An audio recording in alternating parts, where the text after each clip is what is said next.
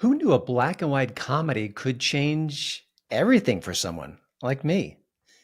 I grew up watching Abbott and Costello movies. You know, the ones with the fun titles like Buck Privates and Pardon My Sarong.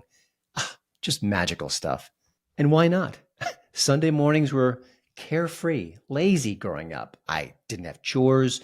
Homework was either done or put off until a later time. And of course, we didn't have smartphones and technology to distract us.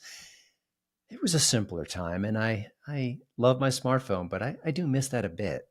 So why not hang out with Abbott and Costello? They were silly, they were funny, they fought, never seriously, but in that sort of Gilligan and Skipper sensibility. Who doesn't love that? Still, their very best film had a profound impact on me, and it was the best thing they ever did. And there's no contest about that. It was Abbott and Costello made Frankenstein. Hands down, their finest hour. Yeah, I know, who's on first? Good stuff, classic material. Nothing, and I mean nothing, beats the two guys running into Frankenstein and Friends.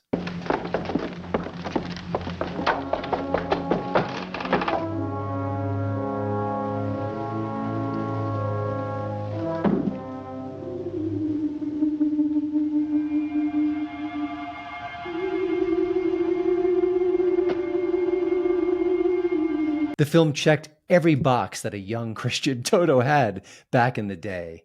Was it funny? Oh, yeah. Did it have monsters? Yeah, three of them. Four if you can count the Invisible Man, but that's a little last minute aside. And of course, all those horror movie tropes were right there waiting for me to enjoy. And back then, I didn't even know what a horror trope was, but I think I recognized that when I saw it on screen. Just pure magic. And I could watch it again and again. The best movies have that quality. You just never ever get bored of them. Around that time, I used to collect models. Now, they had Aurora models where they would have classic monsters and other kinds of things, old cars and ships and things. But for me, I would collect the Wolfman, Dracula, and Frankenstein's monster, kind of the holy trinity of horror. And then later on, I shot BB guns, BB gun pellets into them when I was done with them. But, for a while, they were off limits, untouchable, just a cherished part of my childhood. And then I started looking into the movie. I didn't realize it at the time, but that wasn't the typical Frankenstein's monster. It was Glenn Strange, the actor playing him. Now, Glenn Strange is a good Frankenstein, for sure, but not the best. That's Boris Karloff. There's no question there, but, hats off to you, Glenn. You did a nice job as a fill-in, but Boris Karloff is always Frankenstein's monster, always. But they also did have Bela Lugosi and Lon Chaney Jr. Again, just the best of the best. And when you watch horror movies today with a little dash of comedy, if they could be half or maybe a third as funny as Abbott and Costello Meet Frankenstein, they've done something right. And I will say that Shaun of the Dead and American Werewolf in London certainly qualify. But the undead surround me. But I'd love to go back to the original. And that meant I would watch it again and again and again whenever it was on at 10:30 a.m. Eastern time in New York. That's what I would do. WPIX, for those who grew up in that part of the country. So I mentioned that because at one point, the VHS Revolution hit the culture. What an amazing time. I heard there was a disturbance at Be Kind Rewind video store. And along that way, I walked into my favorite electronics shop one day, and I saw this section of the store that was walled off. They had built something, done something, kind of sectioned off that area for something. I don't know what it was. So I walked in, and I saw rows and rows and rows of VHS tapes. Lots of movies, tons of movies, more than I've ever seen in one place. And then I found out this was a rental store. This was a place you could walk in and rent your movie, go home, watch it as many times as you want, and then you bring it back and you do it all over again. Now, I know in today's world, you do that with a click of a mouse. You go on your smartphone. We're all used to the instant gratification that we have to watch essentially any movie ever made. Give or take. There's still some missing, but you know what I mean. But back then, for the first time, to be able to do that, it was just transformative. You never forget walking into your first VHS rental store. Trust me, you don't. And of course, once I realized what the store was, what you could do, the power of walking into a rental shop and just watching almost anything you could think of, there was just one movie I wanted to watch.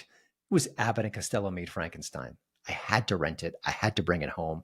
I had to watch it on my terms. Again, it's what we do now.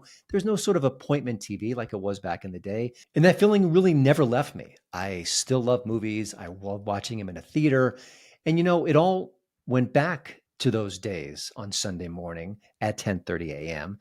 And more often than not, I was watching them with my dad, which made it even more special. That love of movies really hung with me over the years. And even though I didn't go into filmmaking or screenwriting, I tried to become an artist. I studied the illustration at several different colleges. I drew a lot of naked models along the way to learn the human form and to bolster my skills. And just so you know, there's nothing remotely erotic about drawing naked people. Trust me. And looking back, I'm not Quentin Tarantino, but I should have looked more at their hands and feet because I never, ever quite got the gist of drawing hands and feet. One of the reasons why I'm not a working artist today. But still, all that training, all that research, I felt in some way it was connected to my love of movies and, of course, to my love of Abbott and Costello, meet Frankenstein. So when I was finishing up my art career and it was about to implode, give or take a moment or two, I thought, I do need a plan B here. And wouldn't it be great to review movies for a living? That would be magnificent. I was a big Siskel and Ebert fan at the time. Who wasn't? And I just thought, what a magical, wonderful career. All these movies suck. But they don't exactly hand out those careers. Oh, here you go, Jimmy. You want to be a movie critic? You can do that right now. We'll get you a good setup here, get your desk, get your word processor. You'll be all set to go. No, nothing like that. You really have to earn it. You really have to get lucky. So I just tried to force my luck.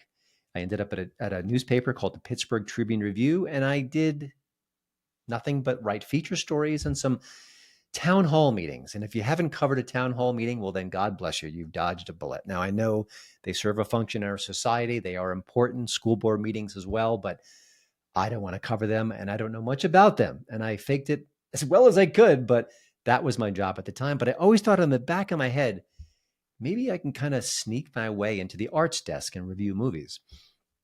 And guess what? It didn't happen. I did get close, though. I saw that our regular movie critic was going on vacation, and I kind of raised my hand and said, hey, while he's gone, would you mind if I reviewed a movie or two? Someone's got to do it. We can't let these valuable movie reviews go away in his absence. And they said yes. So I reviewed two movies. One was Wild Bill with Jeff Bridges. The other was Batman and Robin.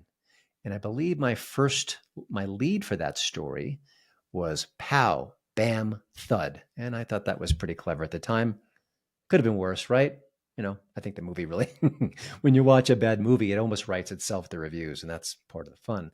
But stay on the Batman. But then I didn't do more than that. And so later I ended up at the Washington Times, which was in Washington, D.C., and I tried the same shtick again. I just basically gently pressured my way into the arts desk. And this time it took. It worked. I became part of the arts crew. I became a regular movie critic at not a major institution, but certainly a sizable newspaper in a pretty big city. I had done it. I had made it. I became a film critic.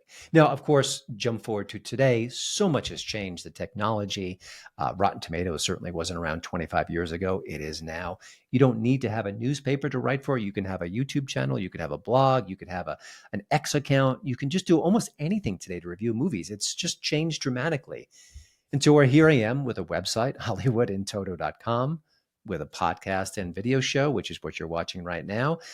And with a sense that I'm very, very lucky to do what I do. It's truly an honor. And as corny and hokey as it is, when you review movies for a living, it's not quite working. Now, there's lots of other stuff I do with my job that is work and is annoying or is exasperating, but I still get to watch movies before most people.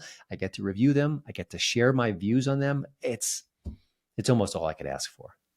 So when I wrote my first and probably only book, Virtue Bombs, How Hollywood Got Woke and Lost Its Soul, I had to write a dedication page. It's kind of what you do. And it was really a slam dunk. I thank the three people who made me a movie critic, who made me what I am today, and who basically gave me the career I have, for better and worse, mostly for better. I thanked Abbott, I thanked Costello, and I thanked my dad. Thanks, guys. Bet you didn't know this legacy would be here, but in some small way, you made this all possible.